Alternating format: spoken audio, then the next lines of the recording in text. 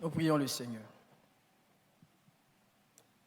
Esprit de lumière et de vérité, éclaire-nous pour la parole que nous allons entendre. Conduis-nous dans la vérité. Esprit de sainteté, pénètre nos pensées et nos cœurs. Rends-nous obéissants à ta volonté. Esprit d'amour, de joie et de paix, brille en nous comme une flamme que rien ne peut éteindre. Amen. Lecture de l'Ancien Testament tirée de la prophétie de Joël, chapitre 2, versets 28 à 32. Joël, chapitre 2, versets 28 à 32. Après cela, je répandrai mon esprit sur toute chair. Vos fils et vos filles prophétiseront. Vos vieillards auront des songes. Et vos jeunes gens des visions.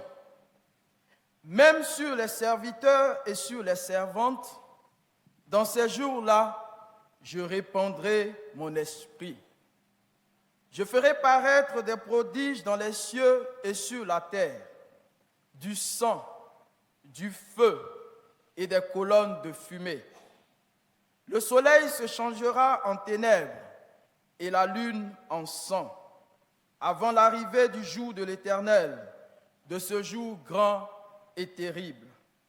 Alors, quiconque invoquera le nom de l'Éternel sera sauvé. Le salut sera sur la montagne de Sion et à Jérusalem, et parmi les réchappés que l'Éternel appellera. Amen.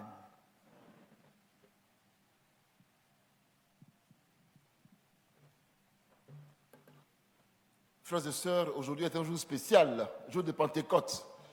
Notre frère Joseph Alabra, prédicateur, nous l'a dit, le Saint-Esprit est là. Et tout l'environnement s'y prête. Alors comment ça s'est passé le Saint-Esprit? Ce jour de la Pentecôte, il y a environ 2000 ans. C'est ce que nous allons essayer de rapporter à partir, n'est-ce pas, du texte de Actes. Actes chapitre 2, nous lirons le verset 1 et nous allons aller jusqu'au verset 16, comme l'indiquent nos textes. Actes chapitre 2, verset 1 à 16. Le jour de la Pentecôte, ils étaient tous ensemble dans le même lieu. Tout à coup, il vint du ciel un bruit comme celui d'un vent impétueux. Et il remplit toute la maison où ils étaient assis. Des langues semblables à des langues de feu leur apparurent, séparées les unes des autres, et se posèrent sur chacun d'eux. Et ils furent tous remplis du Saint-Esprit et se mirent à parler en d'autres langues, selon que l'Esprit leur donnait de s'exprimer. Or, il y avait en ce jour à Jérusalem des Juifs, hommes pieux de toutes les nations qui sont sous le ciel. Au bruit qui eut lieu, la multitude accrut et elle fut confondue parce que chacun les entendait parler dans sa propre langue. Ils étaient tous dans l'étonnement et la surprise, et ils se disaient les uns aux autres, voici, ces gens qui parlent, ne sont-ils pas tous galiléens? Et comment les entendons-nous dans notre propre langue, à chacun dans notre langue maternelle? Parthes, Mèdes, Élamites, ceux qui habitent la Mésopotamie, la Judée, la Cappadoce, le Pont, l'Asie, la Phrygie, la Pamphylie, l'Égypte, le territoire de la Libye voisine des Cyrènes, et ceux qui sont venus de Rome, juifs et prosélytes, crétois et arabes. Comment les entendons-nous parler dans nos langues des merveilles de Dieu?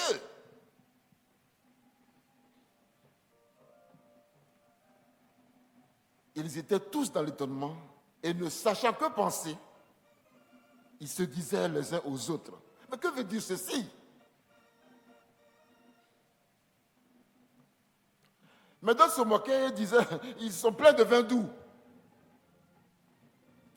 Alors Pierre, se présentant avec les 11, éleva la voix et leur parla en ces termes.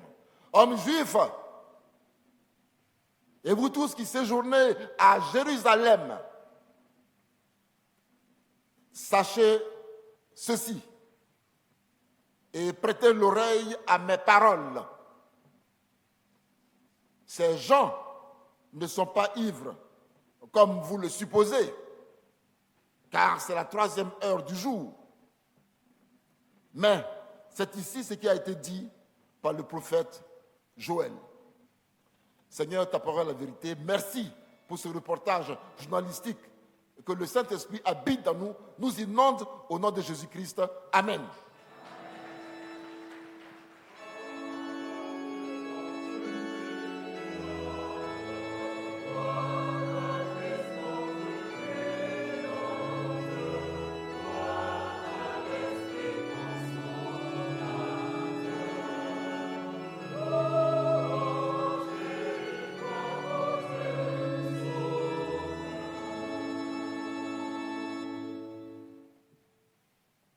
Bien-aimés, nous trouvons notre dernier texte dans l'Évangile de Jésus-Christ selon Marc, Marc chapitre 1, et nous lisons le verset 8. Marc chapitre 1, le verset 8. Et là, il est écrit, nous lisons, « Moi, je vous ai baptisé d'eau. Lui, il vous baptisera du Saint-Esprit. Amen. »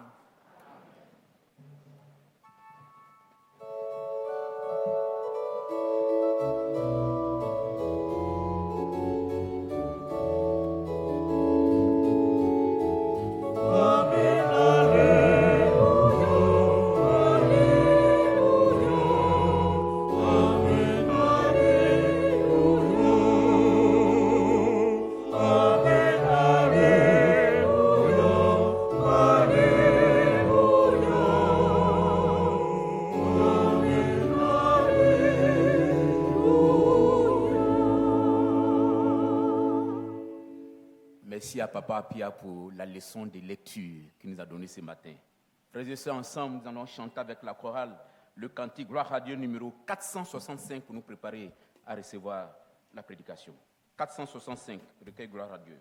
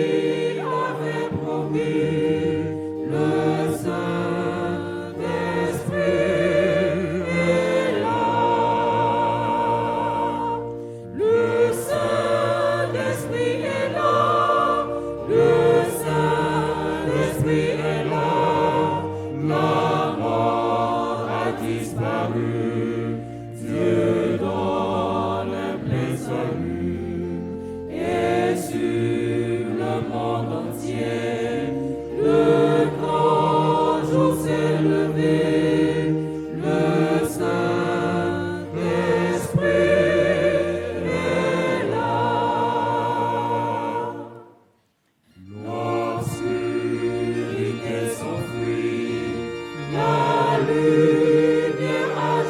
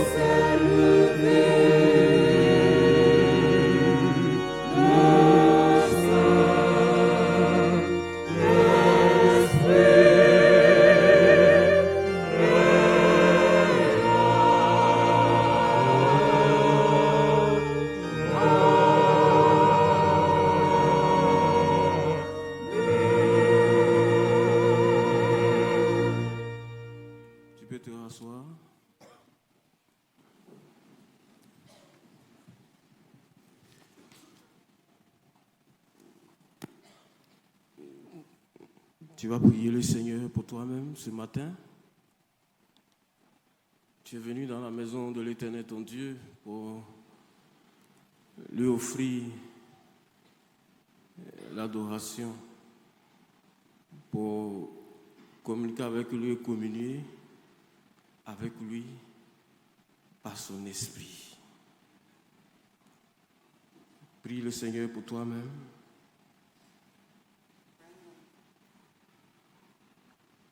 Afin que l'environnement festif n'occulte pas ce qui est essentiel et que nous célébrons en ce jour. La venue de l'Esprit du Dieu vivant, son effusion et ses manifestations. Prie le Seigneur.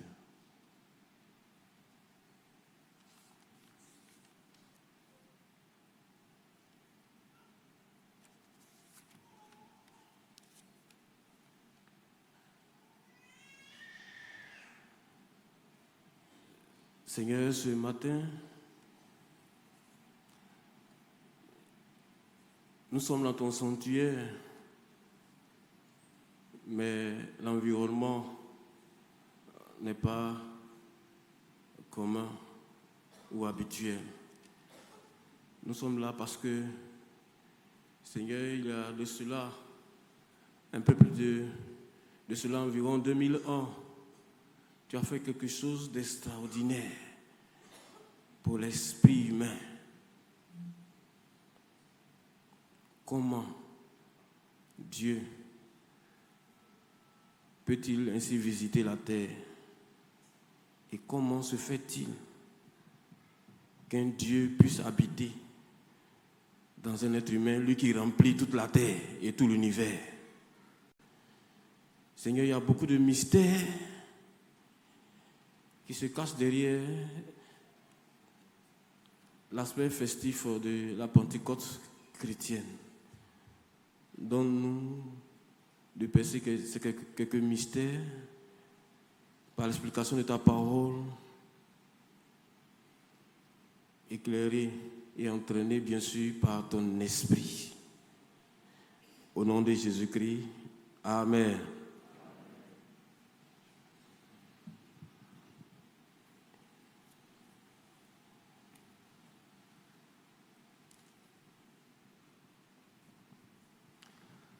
Source de la grâce, Esprit du Seigneur, que ton souffle passe sur mon pauvre cœur. Donne ta lumière à mes faibles yeux et que ma prière monte jusqu'aux cieux. Source de la grâce, source de la grâce,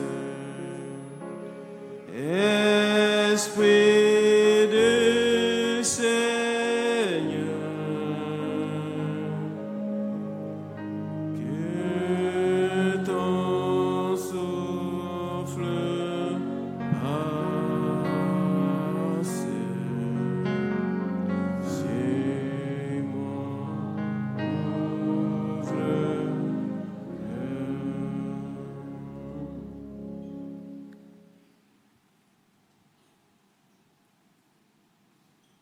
Bien-aimés, recevez nos salutations fraternelles en Jésus-Christ, notre Seigneur, notre Sauveur, lui qui nous aime au-delà même de ce que nous pouvons saisir comme profondeur, comme largeur et comme hauteur de son amour.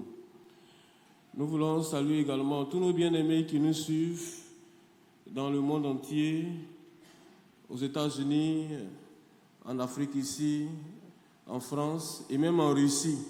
Recevez nos salutations, chers bien-aimés, dans le précieux, puissant nom de notre Seigneur Jésus-Christ. Lui qui tient toujours ses promesses, lui qui a promis à l'humanité une chose extraordinaire et merveilleuse et qu'il a réalisé, le don de son esprit. Que Dieu vous bénisse ici et que Dieu vous bénisse là-bas. Au nom de Jésus-Christ. Amen. Chers parents, chers frères et sœurs, comme je le disais dans la prière introductive, comment Dieu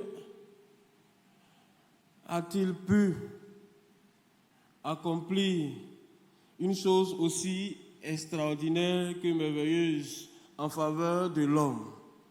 Venir habiter en lui, venir habiter en l'homme, par son esprit.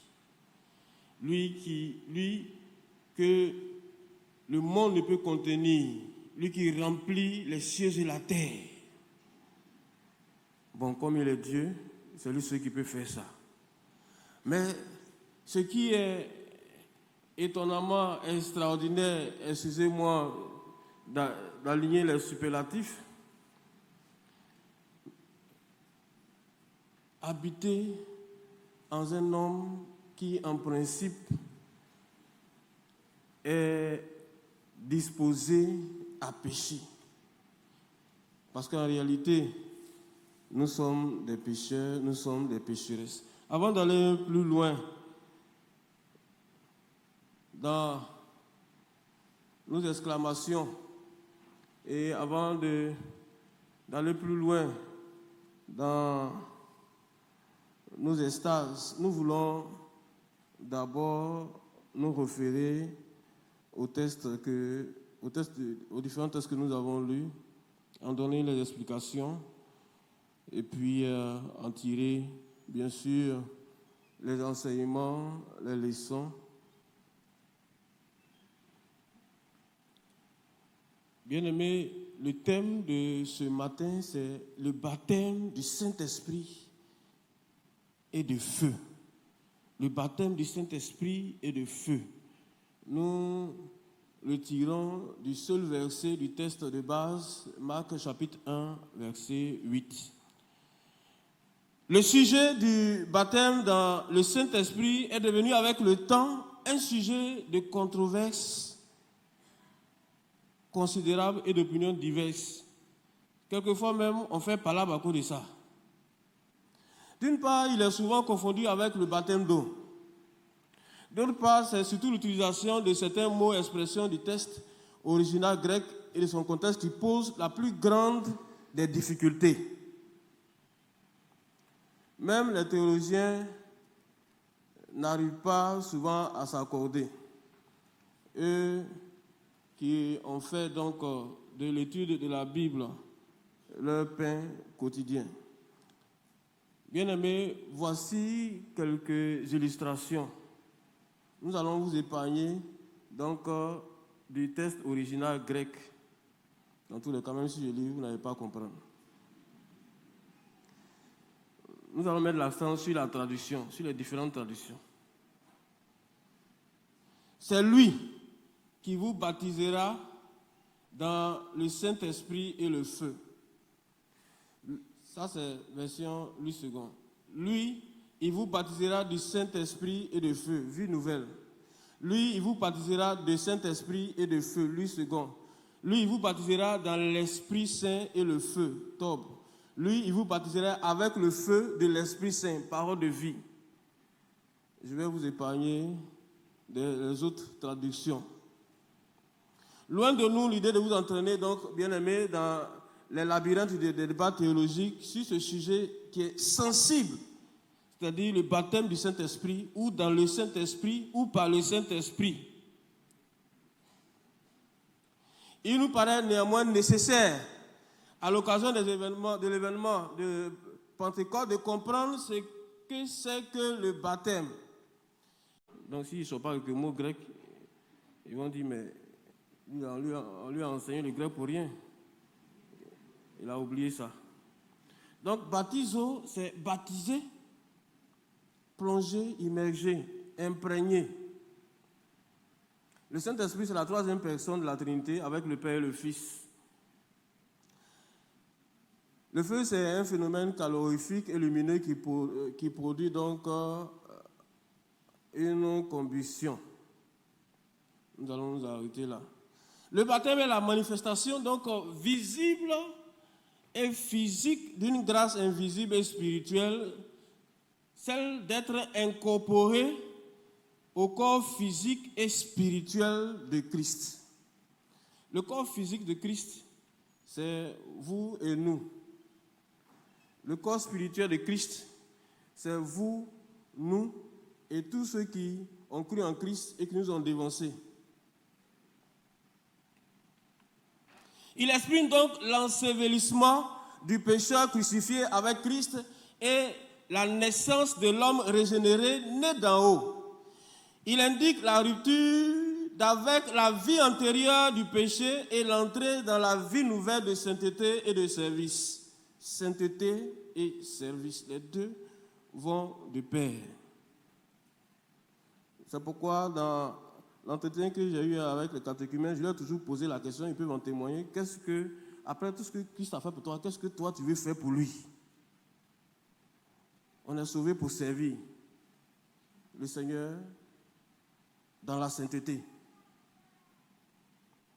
C'est une œuvre essentiellement intérieure produite par le baptême du Saint-Esprit, comme je le disais tantôt. Le baptême du Saint-Esprit, qu'est-ce que c'est? Et puis, qu'est-ce que cela n'est pas? D'abord, ce que c'est. Le baptême a été clairement annoncé par Jean le baptiseur dans le texte de base du jour, Marc chapitre 1, verset 8.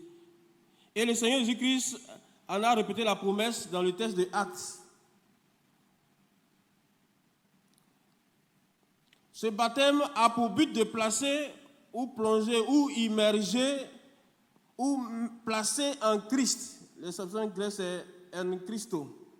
Donc, mettre en Christ chaque croyant faisant de lui un membre de son corps en l'unissant en même temps et à tous les autres enfants de Dieu. Donc, il y a une double incorporation. Incorporation en Christ et incorporation dans le corps de Christ que constitue l'Église, c'est-à-dire l'ensemble de tous les croyants. Le baptême constitue pour le chrétien une identification ou une identité. C'est celle du chrétien à Christ dans sa mort et dans sa résurrection. Donc, par le baptême, le chrétien est identifié à la mort et à la résurrection de Christ. Il est symbolisé donc par l'eau. Le baptême d'eau, il convient de le rappeler, n'est rien d'autre que l'expression extérieure de ce que le baptême de l'Esprit a produit sur le plan spirituel.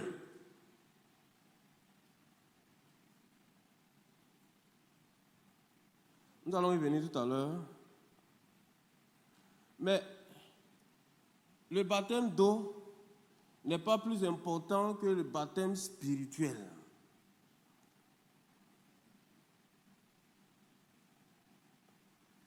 On peut te baptiser d'eau et puis tu vas aller en enfer. Mais si tu reçois le baptême spirituel, tu es incorporé au corps de Christ et tu es citoyen du royaume des cieux. C'est-à-dire ta place c'est au paradis, c'est pas ailleurs. Amen. C'est ce que ça veut dire.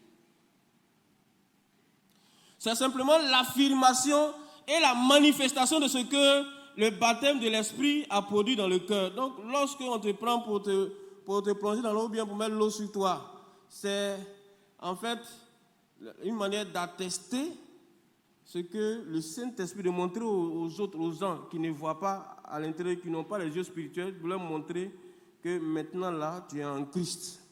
Voilà, c'est pourquoi on fait toutes ces cérémonies-là.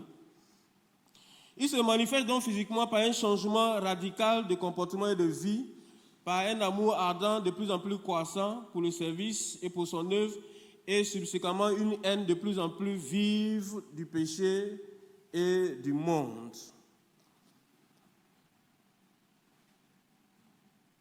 Le baptême, ce que ce n'est pas. Le baptême du Saint-Esprit n'est pas une manifestation spectaculaire, dans le sens de se donner un spectacle, ni théâtral. Il y a des gens qui aiment ça.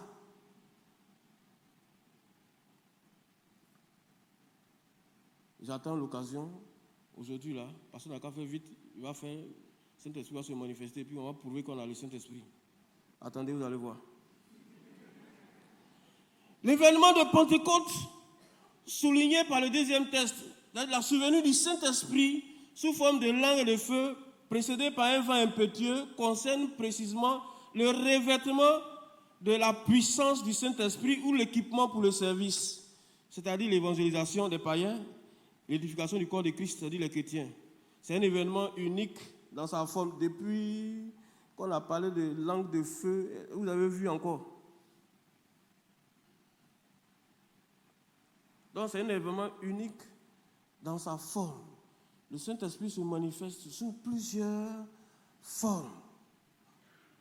Donc en réalité, l'événement de Pentecôte, c'était le revêtement de la puissance du Saint-Esprit pour travailler. Voilà, ce n'était pas pour se manifester, pour se faire voir.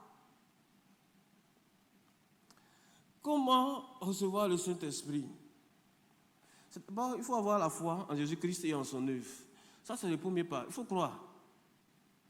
Si tu ne crois pas, tu n'auras pas ça. Tu ne veux pas recevoir ce en quoi tu ne crois pas. Et puis ensuite, il faut avoir la volonté, une volonté suivie de l'engagement de le recevoir. Non seulement on veut, mais tu t'engages à le recevoir. C'est-à-dire qu'il faut être disposé spirituellement, physiquement, moralement, etc., à recevoir le Saint-Esprit. Le baptême du Saint-Esprit est une expérience unique. Je reprends. Le baptême du Saint-Esprit est une expérience unique. Il n'y a pas deux. Il n'y a pas deux baptêmes. Il n'y a pas deux baptêmes. L'homme régénéré n'a plus à rechercher le baptême par l'Esprit, ni un autre baptême, ni un nouveau baptême. Dites amen avec moi. Car il n'y a qu'un seul baptême, selon la Bible. Éphésiens chapitre 4, verset 5. Il y a un seul Dieu, un seul esprit, un seul baptême. Il n'y a pas deux. Il n'y a même pas trois. Quelle que soit la voie que cela emprunte, que ce soit par immersion, par aspersion ou par effusion, j'explique. Parce qu'il y a des gens qui sont venus plusieurs fois me voir, ils étaient tellement troublés. Moi, mes parents m'ont baptisé quand j'étais petit. Ils m'ont emmené à l'église. Et puis, passaient à mis l'eau sur ma tête. Aussi, ils m'ont rentré dans mon oreille. Mais je ne suis pas d'accord. Même si ça quittait sur ma tête, ça descendait sur mon pied, je ne suis pas d'accord. Il faut que je refasse mon baptême. Pasteur, qu'est-ce que je fais? C'est-à-dire, ils sont venus me dire, chercher ma bouche, me dire, oui, il faut aller refaire. Jamais. Il y a un seul baptême. Quel est-il? S'il y a un seul baptême, quel est-il? Lisons la Bible, bien-aimés. La réponse a été trouvée dans la bouche même de Jean le baptiseur, ou le baptiste, ou Jean-Baptiste, si vous préférez. Il dit, il vient après moi quelqu'un qui est avant moi, il était avant moi de toute éternité d'ailleurs. Je ne suis même pas digne de délier les couloirs de ses sandales. Voilà, lui, il vient, lui, il vous baptisera du Saint-Esprit de feu. C'est ce qu'il a dit, c'est ce que nous avons lu. Si vous avez bien compris, Jean, il baptise dans l'eau. Mais il dit, il y a quelqu'un qui va venir, lui va baptiser du Saint-Esprit et de feu. Que la personne est plus grande que lui. Donc, c'est lequel des baptêmes qui est important. Et puis, il y a combien de baptêmes en réalité? Est-ce que c'est le baptême des gens qui est important ou bien c'est le baptême de Christ? Je vais vous poser une question. Mais pourquoi vous préférez le baptême des gens par rapport au baptême de Christ? Le baptême des gens, c'est la manifestation physique d'une réalité intérieure et spirituelle invisible. Le baptême des gens, c'est le baptême de repentance. Mais de vous à moi, si quelqu'un n'est pas prêt à abandonner un péché, même si on le plonge là où Jésus-Christ a été plongé, est-ce qu'il va changer?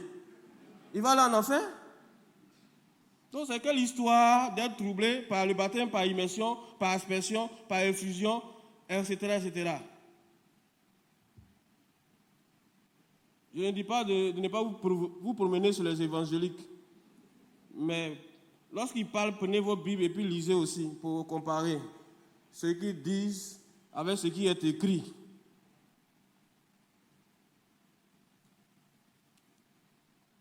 Il y a un seul baptême, c'est le baptême de Christ. Ce n'est pas le baptême des gens, je suis désolé. C'est le baptême de Christ qui nous envoie au paradis. Parce que par le baptême de Christ, nous recevons son esprit. Ce n'est pas lorsqu'on te met dans l'eau que tu reçois le Saint-Esprit. C'est lorsque tu crois en Christ.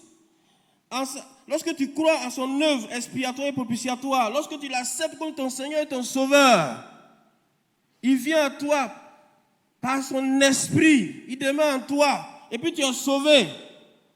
Et puis tu es au paradis. Même si tu as les pieds sur la terre. Amen. Ce n'est pas quand on te plonge dans l'eau. Ou bien qu'on met l'eau sur la tête. Mais il faut que ce rituel soit observé, parce que ça fait partie donc des prescriptions du Seigneur. Lorsqu'il mettait ses disciples en mission, il dit, allez partout dans le monde entier, prêchez-les la bonne nouvelle. Celui qui croira sera baptisé et sauvé, celui qui ne croira pas sera condamné. Dans d'autres versions, il dit, enseignez-les et baptisez-les au nom du Père, du Fils et du Saint-Esprit. Ça, c'est la version des Jean. Et de Matthieu plutôt. Donc il faut que ça soit très clair. Même si tu n'étais pas conscient et que tes parents, par mesure de prudence, t'ont emmené chez le pasteur à l'église et puis il t'a baptisé, même s'il a mis une seule goutte d'eau sur ton crâne. Il faut prendre ça comme ça. Amen.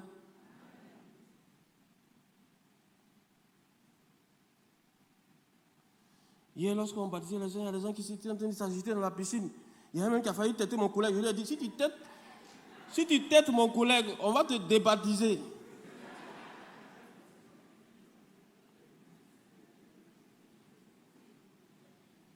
Vous avez vu quand on a baptisé Jésus, là, il a secoué Jean-Baptiste.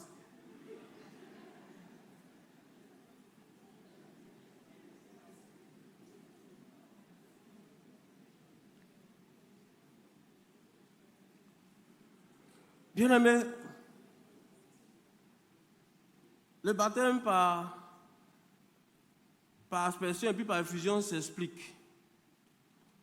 C'est vrai qu'à l'époque, les gens baptisaient, ils vont dans les cours d'eau. Il est arrivé dans l'histoire de la chrétienté quelquefois il n'y avait pas de cours d'eau. Donc on baptisait dans les piscines creusées à cet effet. On l'appelle baptistère. Quelquefois c'est dans les lieux de prière.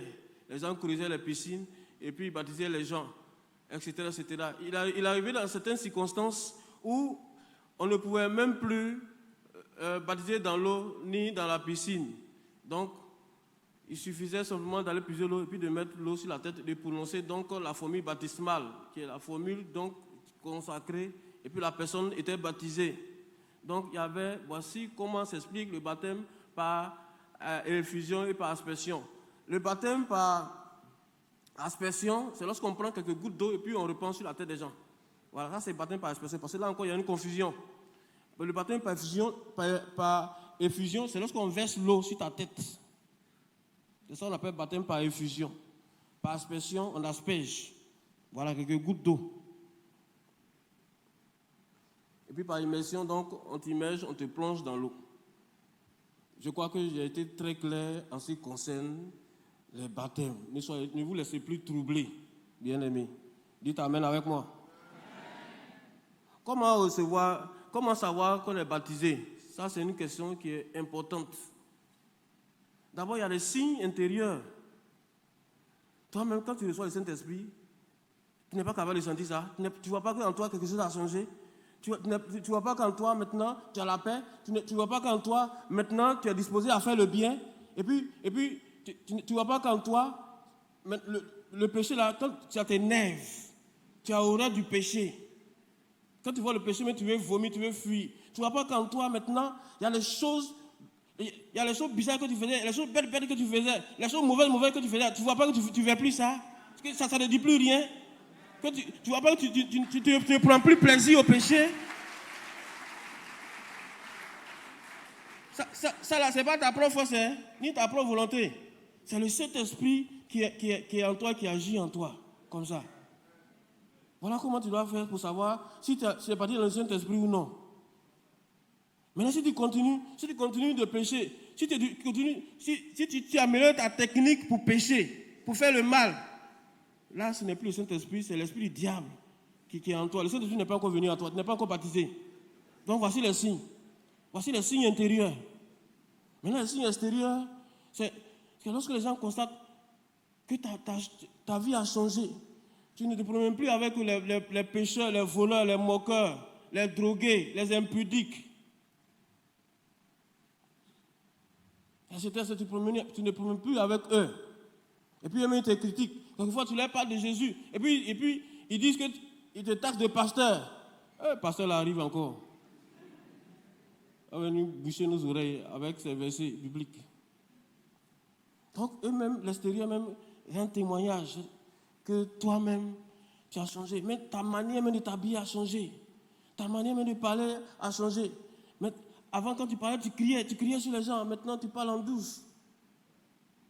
Maintenant, dans ton vocabulaire, il y a s'il te plaît. Oh, donne-moi ça ici. Oh, viens ici, là. Maintenant, là, s'il te plaît. Il y a excuse-moi. Il y a pardon. Tout ça, là. Voilà. Ça, c'est les signes extérieurs que le Saint-Esprit est en toi et qu'il agit en toi.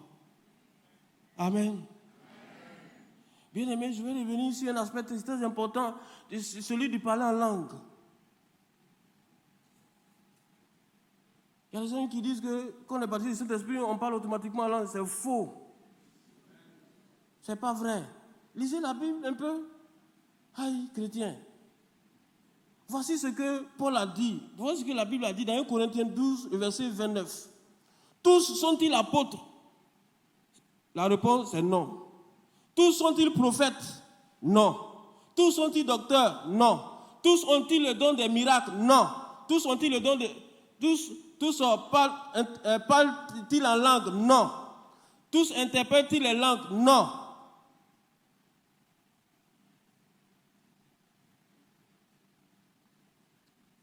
Paul dit, est-ce que tout le monde parle en langue? Tout le monde ne parle pas en langue, tout le monde n'a pas le don de prophète, de prophétie, tout le monde n'a pas le don de parler, tout le monde n'a pas le don de faire des miracles. Tout le monde ne parle pas en langue. Le parler en langue, c'est un don du Saint-Esprit. Tout le monde ne parle pas en langue. Donc si tu ne parles pas en langue, il ne faut pas que ça te fait mal. Il faut pas être jaloux. Il faut chercher pour toi. Peut-être même pour toi, c'est plus beau, c'est plus intéressant, c'est plus dangereux que le parler en langue. Les gens se montrent avec le parler en langue. D'ailleurs, même parler en langue là. S'il n'y a pas quelqu'un pour interpréter, il faut te taire. Je vous mets en garde. Si tu parles en langue ici dans le temple, et qu'il n'y a pas quelqu'un pour interpréter, ou bien toi-même ne t'interprètes pas, il faut te taire. C'est ce que la Bible dit. Hein? Il faut aller parler ça dans ton salon, ou bien dans ta douche là-bas. Laisse-nous être édifiés. Donc Dieu veut que tous les hommes soient sauvés, que tous soient remplis du Saint-Esprit, mais il n'a jamais voulu que tous aient le don de parler en langue. Dis Amen avec moi. Amen. Les œuvres du Saint-Esprit, nous allons aller rapidement, les œuvres du Saint-Esprit dans la vie du chrétien, dans le monde. Avant, le Saint-Esprit n'était pas donné à tout le monde, c'était très sélectif. Donc, c'était une catégorie, ou bien 3 catégories de personnes. Donc, à qui il conférait en même temps qu'il venait sur la personne l'onction. Il y avait l'onction prophétique, l'onction sacerdotale et puis l'onction royale. C'est-à-dire pour comment on appelle, qualifier quelqu'un en matière de prophétie, pour les prêtres aussi, ou les pasteurs, et puis pour donc, les rois. Aujourd'hui, c'est répandu comme le texte de Joël le dit. Le Saint-Esprit a été donné à tout le monde, donc c'est un phénomène qui est devenu universel. Même les enfants, dit le texte de Joël. Pour le chrétien, donc, c'est une œuvre essentiellement de renouvellement et d'équipement. Donc, le Saint-Esprit vient pour renouveler le chrétien et pour l'équiper. Lors du salut, il le régénère. Il vient habiter en lui, il le baptise, il l'introduit dans le corps de Christ, et puis il l'équipe ensuite. Il le remplit et le met en mission, comme on l'a vu dans Actes. Il le guide, il lui donne la puissance. Le croyant est engagé dans un combat contre la chair, contre le monde et contre le diable et ses agents. Donc, c'est par la puissance du Saint-Esprit qu'on arrive à vaincre Satan et ses agents. Le Saint-Esprit instruit. Le Saint-Esprit, donc, lui fait connaître la volonté de Dieu. Il équipe par divers dons pour différents ministères. Maintenant, pour le païen. Pour le païen et pour le monde, c'est une œuvre essentiellement de jugement. On l'a vu dans le livre de Joël, justement, où on parle de feu. Le feu est le symbole du Saint-Esprit. C'est pourquoi il y a la couleur rouge, nous sommes en rouge. Il n'est pas seulement une caractéristique. L'Esprit n'est pas seulement de l'exubérance. Il y a d'autres facettes qui se cachent dans la personne du Saint-Esprit. C'est quelquefois une colombe, comme l'eau venant du ciel, le guide, celui qui nous a été envoyé à la place de Jésus pour marcher à nos côtés. Il est le vent du ciel et l'huile de l'onction. Tant d'aspects et de formes de son œuvre sont encore à découvrir. Cette variété s'exprime alors à son tour au travers de nos vies lorsque nous sommes remplis du Saint-Esprit et guidés par lui. Indubitablement, tout ce qui se passe dans la vie du chrétien dépend de l'Esprit. Et derrière tout ce que l'Esprit fait, il y a le feu. Mais le feu aussi est le symbole du jugement, comme je disais tantôt. Si à la Pentecôte, le Saint-Esprit s'est manifesté sous un aspect de feu, qui est l'expression de la puissance et de la purification qui caractérise l'Esprit Saint, il est également vrai que le feu est la symbolique du jugement. Le texte de Joël est assez évocateur. Voilà, on parle de feu, le soleil qui va se changer en ténèbres, la lune en sang, et celui qui invoquera le nom du Seigneur sera sauvé. Donc, le Saint-Esprit a été envoyé dans l'ère donc, des temps de la fin pour juger justement le monde, pour le convaincre de péché, de justice et de jugement. Le Seigneur me l'a dit. Nos yeux seront éprouvés par le feu. Mais il y a un autre feu qui ne s'éteint pas et qui est réservé pour tous les temps, pour le temps de la fin, pour le jugement dernier, à tous ceux qui n'auront pas connu le baptême du Saint-Esprit, c'est-à-dire ceux qui ne seront pas nés de nouveau. Jésus-Christ dira, retirez-vous de moi, maudits, allez dans le feu éternel qui a été préparé pour le diable, pour ses anges. La terre a été jugée une première fois par l'eau, au temps de Noé. Elle sera jugée une seconde et dernière fois par le feu, au jour du Seigneur, bientôt. À vous les baptisés, les catéchumènes, et qui allaient de manière officielle et solennelle être incorporés au corps de Christ. Ce que vous avez reçu, gardez cela bien.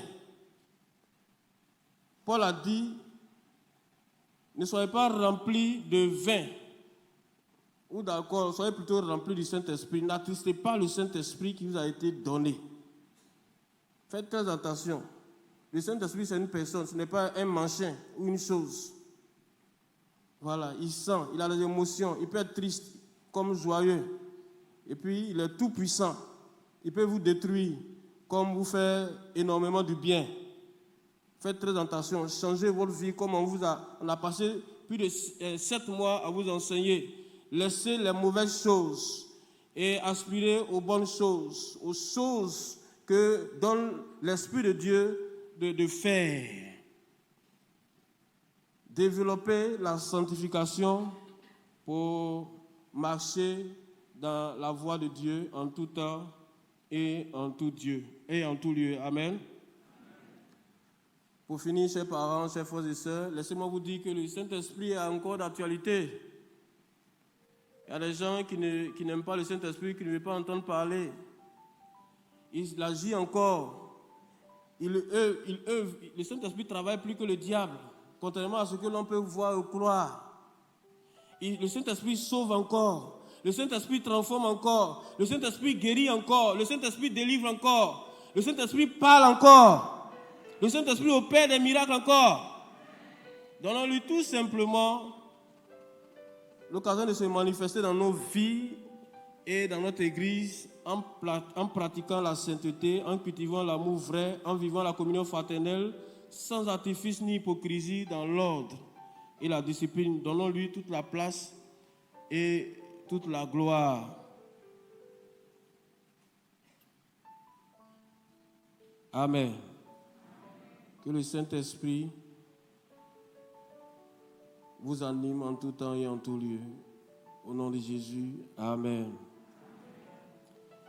Le grand jour s'est levé. Dieu nous a visités.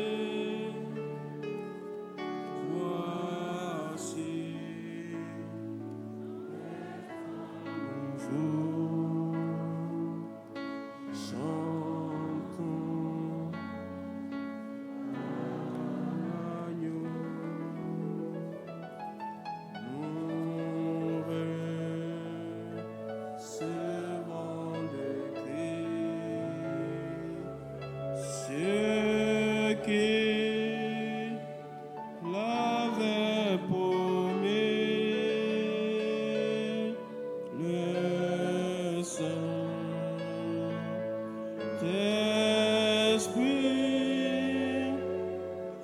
est là. Le Saint-Esprit est là. Le Saint-Esprit est là.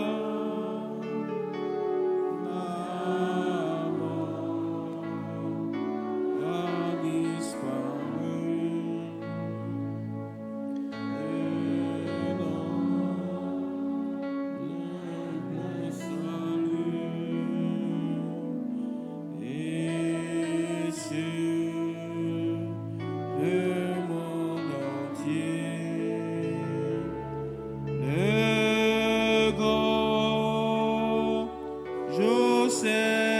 élever le Saint-Esprit.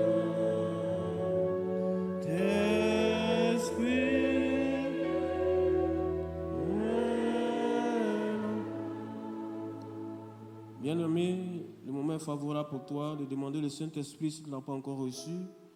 Le Seigneur Jésus-Christ a dit, si vous, méchants que vous savez donner de bonnes choses à vos enfants, combien pour votre raison, votre Père ne vous donnera-t-il pas les choses excellentes, le Saint-Esprit, à ceux qui le demandent? Tu vas prier pour demander au Seigneur de t'accorder son Esprit si tu ne l'as pas encore reçu. Tu vas prier pour demander au Seigneur d'accorder la plénitude de son Esprit si tu n'as pas encore reçu cette plénitude. Tu vas prier pour demander au Seigneur de vivre l'expérience de son Esprit si tu n'as pas encore vécu l'expérience de son Esprit. Parce que le Saint-Esprit est une personne, elle n'est pas muette, elle n'est pas handicapée, elle n'est pas paralysée. C'est une personne qui agit, c'est une personne très puissante. Et si le Saint-Esprit est en toi, tu dois sentir cela, tu dois voir cela, tu dois vivre cela. Tu dois expérimenter sa présence, sa puissance. Si tu ne l'as pas encore fait, demande grâce et miséricorde au Seigneur et prie le Seigneur maintenant même pour que Dieu te visite parce que le moment est favorable. Demande au Saint-Esprit ce matin de te visiter. Demande-lui de te oindre. Demande-lui de te qualifier. Demande-lui de t'équiper. Demande-lui tout ce que le Seigneur a promis parce qu'il va l'accomplir effectivement pour toi.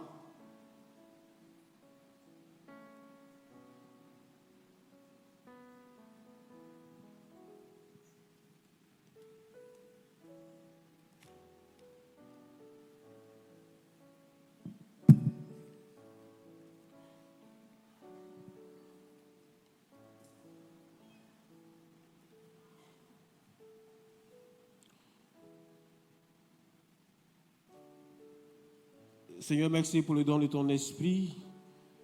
Merci pour sa manifestation, sa puissance et sa grâce dans nos vies. Merci pour l'équipement.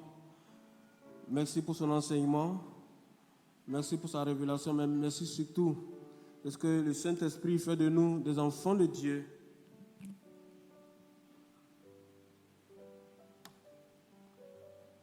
Que toute la gloire te revienne. Seigneur, au nom de Jésus-Christ. Amen. Amen. Amen. Amen. Dieu te bénisse. Amen.